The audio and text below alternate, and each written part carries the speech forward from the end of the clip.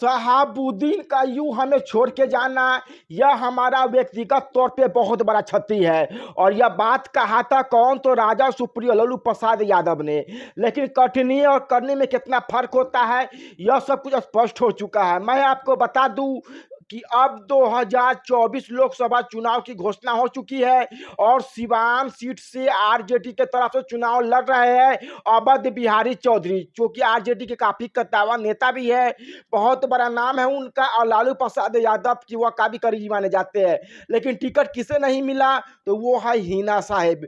बिल्कुल उन्हें टिकट नहीं दिया गया और ये है शहाबुद्दीन साहब की धर्म पत्नी कह लीजिए। लेकिन उनको टिकट ना देकर इस बार टिकट दिया गया अवध बिहारी चौधरी को और हिना साहेब वहां से निर्दलीय चुनाव लड़ रही है। इस वजह से लगातार आरजेडी के ऊपर कई तंज कसे जा रहे हैं और यह कहा जा रहा है कि जब सब कुछ अच्छा था तो मोहम्मद शहाबुद्दीन पूरा सपोर्ट करते थे, फंड इकट्ठा करते थे, जेल जाने से नहीं डरते थे, तब तो यही लालू प्रसाद यादव उन्हें साहब साहब कहकर संबोधित किया करते थे। लेकिन जब आज लालू प्रसाद यादव देख रहे हैं कि सिर्फ अपने पार्टी अपने जाति के लोगों को सपोर्ट किया जाए और उन्हीं शहाबुद्दीन की पत्नी को इग्नोर कर रहे हैं।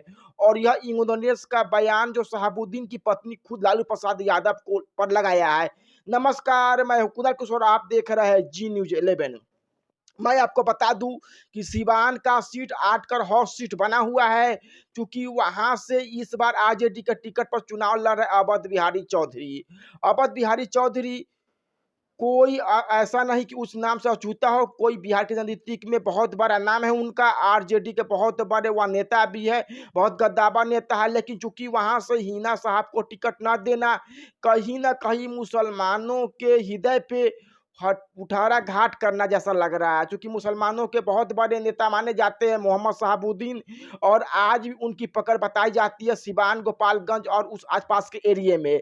लेकिन अब आपको बता दें हिना साहब को टिकट नहीं मिला है तो कहीं ना कहीं वहां की जनता, वहां के मुस्लिम वोटर्स काफी रोष में है।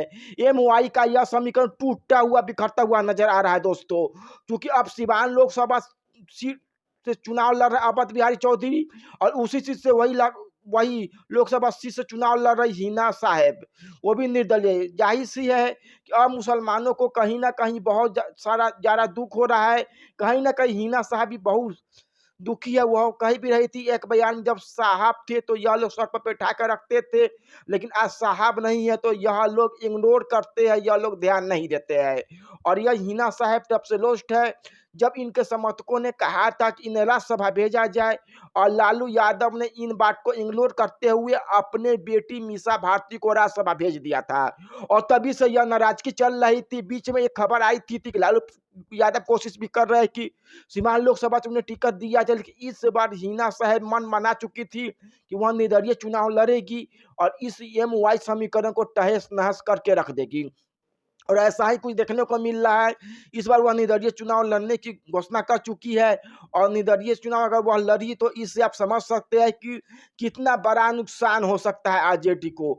आरजेडी जो एमवाई समीकरण की राजनीति करता है, आरजेडी जो एमवाई समीकरण पर अपना सट्टा बनाता है और इसी एमवाई समीकरण के सहारे लालू प्रसाद यादव बिहार में 15 साल राज किए थे। लेकिन अब यही एमवाई समीकरण पूर्णतः टूटता बिखरता हुआ नजर आ रहा है। हिना साहेब लगातार रैली कर रही है, कंटिन्यू कर रही है और लगातार आरजेडी के ऊपर बिना नाम लिए निशाने साध रही है और कह रही है कि यह लोग लगातार मुझे इग्नोर किए हैं। तो इस बार सारे सिवान की जनता को एक हो जाने की जरूरत है। हम सभी एक परिवार है और हम एक दूसरे के काम आएंगे। मैं आपको बता दूं शहाबुद्दीन की पकड़ न कि मुसलमान वोटरों पे बल्कि वहां पे सभी वोटरों पर था। यह माना जाता है कि शहाबुद्दीन को लोग कुछ लोग गैंगस्टर मानते हैं तो वहां पे कुछ लोग मसीहा भी मानते हैं और यह मानते थे शहाबुद्दीन ने उनके लिए बहुत कुछ किया था। और अब वक्त आ गया उन लोगों को, वह लोग शहाबुद्दीन का एक कर्ज उतार ले और इसी का सहारा ले रही है हिना साहेब। लगातार कैंपनिंग कर रही है, लगातार फील्ड में जा रही है, साहब के कामों को याद दिला रही है कि आप उनको याद करें और मुझे इस बार निर्दलीय सपोर्ट करें। मैं आपको बता दूं कि अगर वहां के जातिगत समीकरण को देखा जाए तो आप चौंक जाएंगे। वहाँ पे 3 लाख मुस्लिम वोटर्स है और यह बहुत बड़ा एक फैक्टिक माना जा रहा है।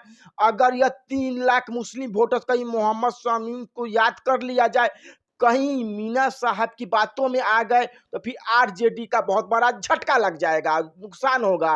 क्योंकि आरजेडी के कोर वोट तक माने जाते थे, तब हीना साहब के पक्ष में वोट करेंगे। अगर वही बात करें स्वर्णों की संख्या, तो स्वर्ण वोटों की संख्या कहा जाए तो 4 लाख बताई जाती है। और 4 लाख में से बहुत ऐसे स्वर्ण हैं जो साहेब को अपना नेता मानते हैं। वही अगर बात किया जाए तो मैं आपको बता देता हूं कि वहां एक यादव वोटर भी पहुंच जाता है और 2.5 लाख यादव वोटर्स वहां पे है माने जाते हैं। 2.5 लाख से भी अधिक है और इसका फायदा आरजेडी को हो सकता है।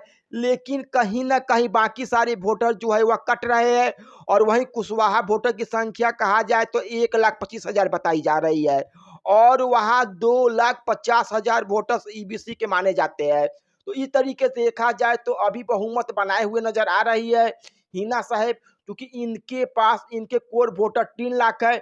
लेकिन होने वाला क्या है, क्या कुछ बया होगा, यह तो वक्त बताएगा। कौन पब्लिक का फेवरेट है, किसे सीवान की जनता सुनेगी, यह तो आने वाला वक्त ही बताएगा।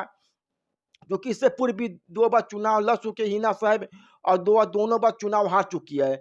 इस बार मामला कुछ अलग है, अकेले वह कमल कस के इस नर में चुनावी नर में कूद चुकी है। अब देखना यह है कि आखिरकार सिवान की जनता की सपोर्ट करती है, किसे वोट करती है। बाकी इस पर क्या सोचते हैं, क्या कहेंगे, अपना राय हमारे कोमुल में देंगे, बताएंगे। बाकी यूट्यूब पर देख कर सब्सक्राइब कर दीजिएगा और फेसबुक लाइक करिए। हमारे जुड़ने का बहुत बहुत धन्यवाद।